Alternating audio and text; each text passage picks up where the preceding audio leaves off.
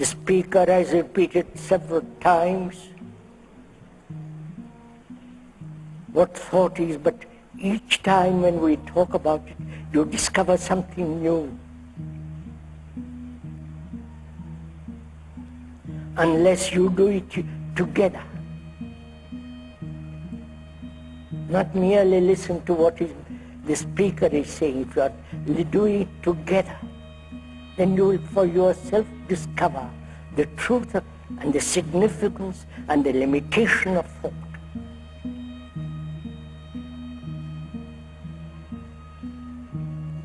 Thought has created the problems which surround us. And our brains are trained, educated, conditioned to solving problems. Please understand this. Thought has created the problems like division between nationalities. Thought has created the division and therefore the conflict between various economic structures. Thought has created, invented various religions and divided them, and therefore there's conflict. And the brain is trained to solve these conflicts which thought has created. I wonder if you see all this. Can we go on? We understand this problem together? And unless we deeply understand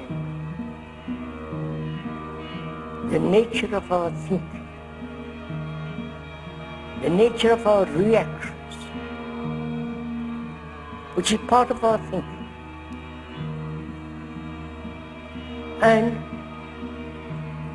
thought dominates our lives.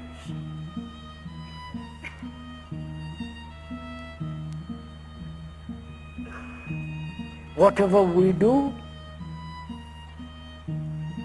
whatever action we take place, thought is behind that action.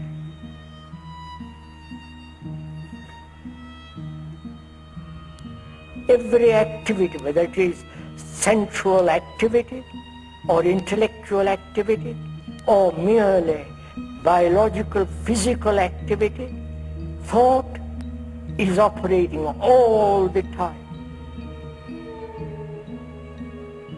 Biologically, through centuries, it has been programmed, conditioned. The body acts in its own way, breathes.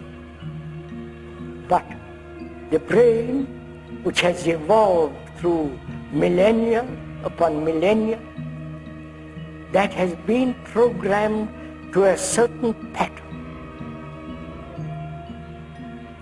which is obvious.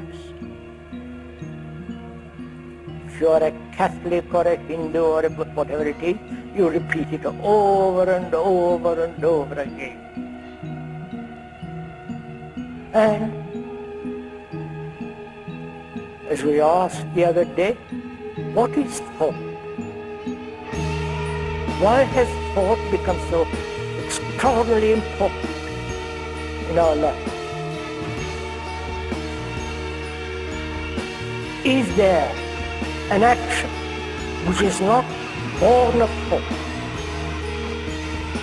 We have to inquire on this. It's not just ask this question and wait for somebody else to answer. Nobody is going to answer.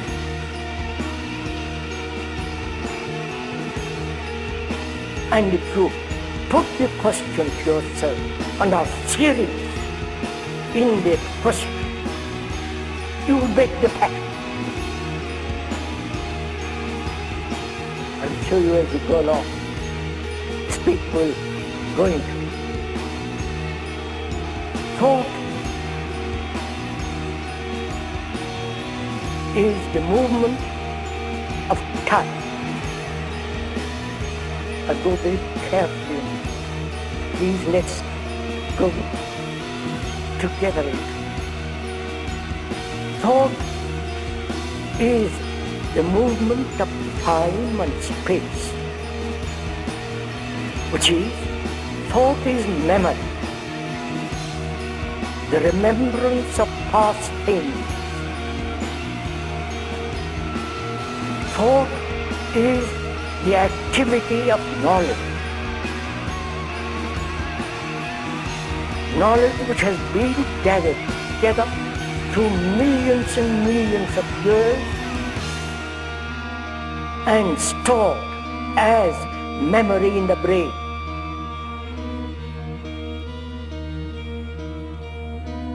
Please, the speaker is not an expert on the brain.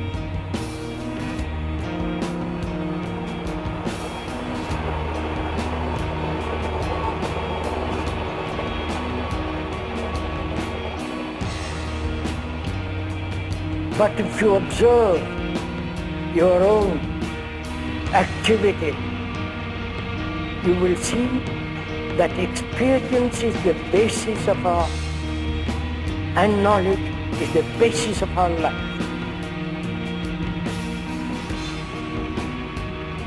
And knowledge is never complete. It must always go together with ignorance. See the important, please understand. Knowledge, we think, is going to solve all our problems. Whether it is the knowledge of the priest, the guru, or the scientist, or the philosopher, or the latest psychiatrist.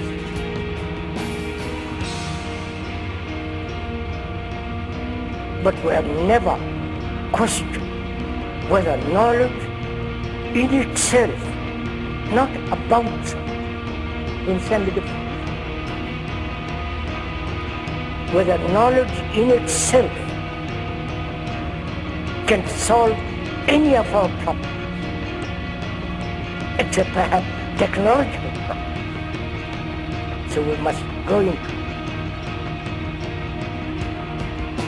knowledge is comes through time.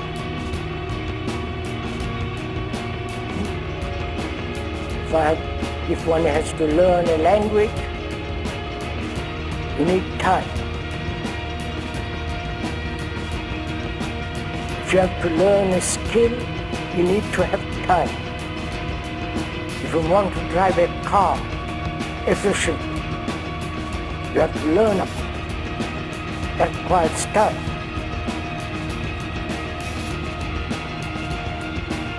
Your knowledge, how to drive, how to do something skillful as a carpenter or a surgeon,